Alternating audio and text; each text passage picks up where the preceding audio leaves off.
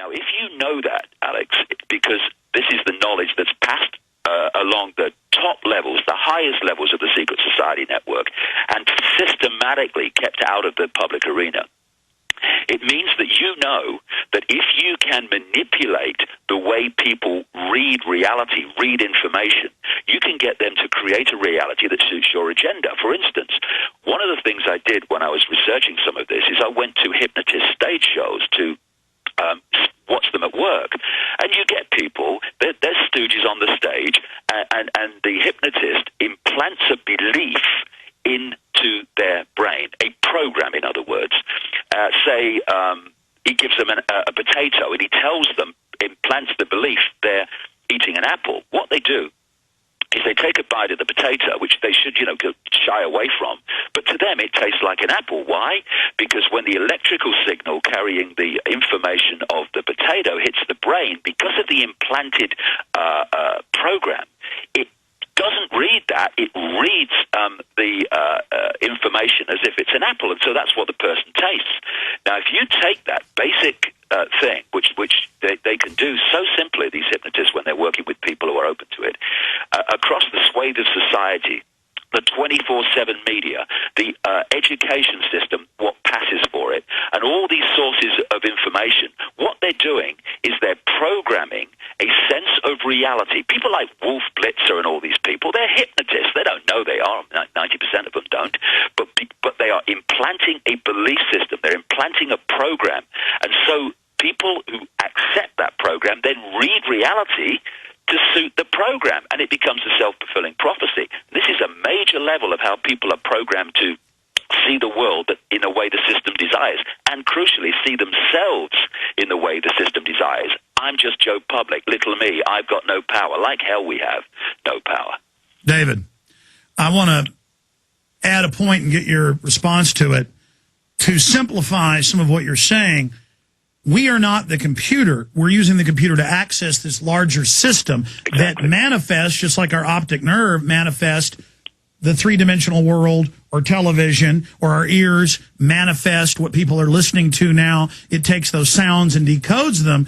But instead, the television, the culture, the media, it is trying to boil it down to where we're only reactive, only receiving, and not directing our subconscious mind or our soul, our spirit in any way. We're becoming biological androids that are simply directed. Now, let me add something to that. As you point out, the elite know that archetypal symbols, different terms, different ideas, different colors, they're using all these different integrated systems to control us and to manipulate us, and they never want us thinking outside the box and seeing that larger paradigm, because the minute you realize there's something much larger outside, then their defeat is imminent once that simple step can be made. But to expand on that, you notice how the social engineers, the eugenicists, the social Darwinists always say, we're a disease, we're an animal, we're worthless, we have no soul, we can't direct ourselves, we have no destiny,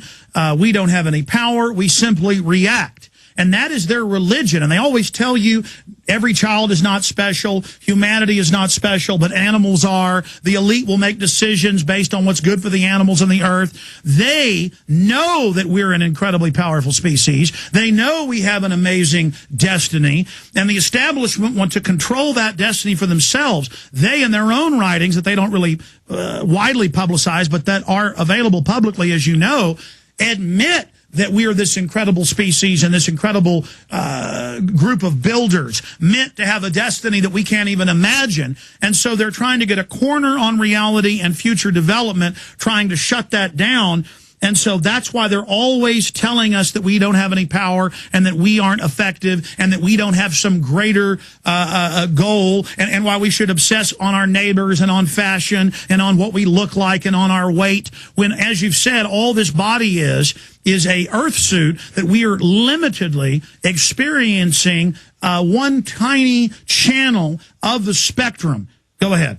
It is a tiny channel too, Alex. I mean, of the mass matter that mainstream science says exists in this universe, and far more does than they understand. Now, I would suggest, that the electromagnetic spectrum is something like 0.005% of what exists in this reality, and visible light, which is the only frequency range that we can decode through the five senses through sight, is a fraction of the 0.005%. We're on a tiny holographic television station, and if we think that that's all we are, then of course we're being pulled into a very, very narrow band of a sense of possibility, sense of potential.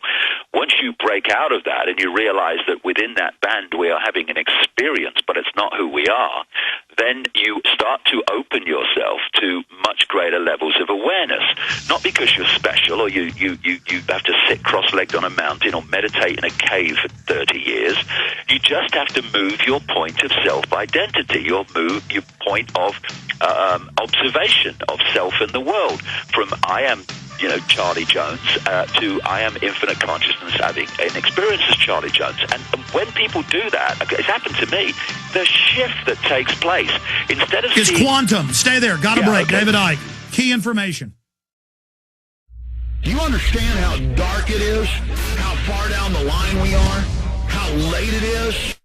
In the time we have left, 35 minutes roughly with David Icke,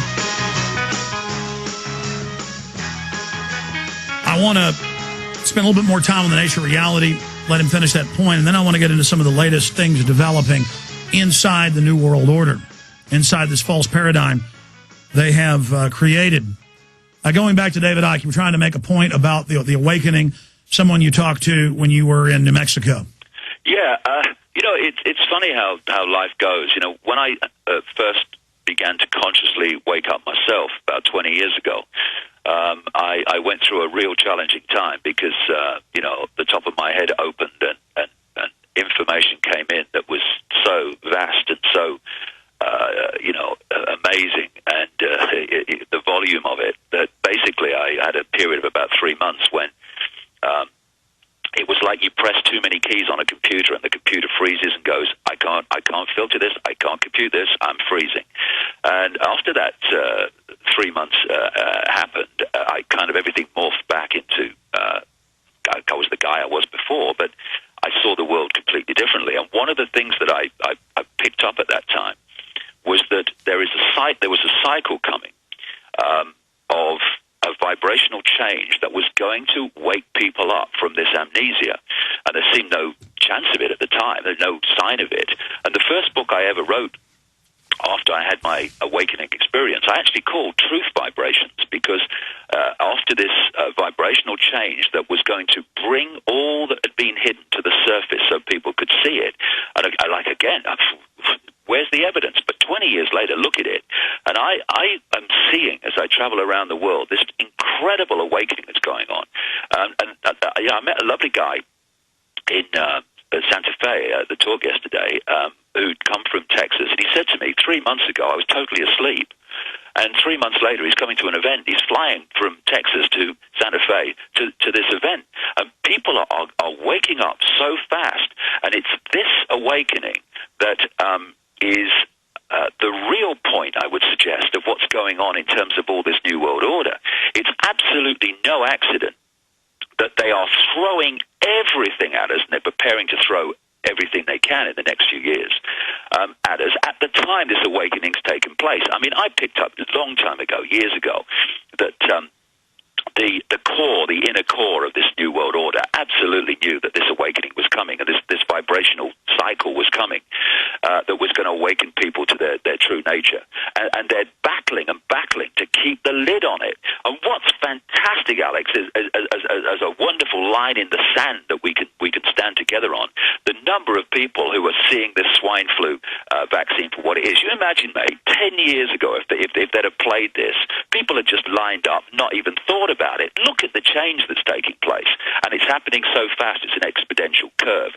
And what we're looking at is the irresistible force, which is this awakening. It's coming face to face with the immovable object, the conspiracy, which thinks it's immovable but isn't. Wishful thinking, Mr. Rothschild and co. And they are going to push forward with this for a while. And it's going to seem as if it's going the wrong way and all is lost. But by 2016, this whole control system coming down. Why? Because it's a vibrational construct, like everything is. And as we awaken and this vibrational change takes place, that construct is going to be unpicked. It cannot survive this. It cannot. And what we need to do, I strongly suggest, is slow the progress down of this conspiracy as much as we can, so that it's not as extreme by the time it goes down as it will be if we do nothing. We need to slow it down, its progress, through non-cooperation.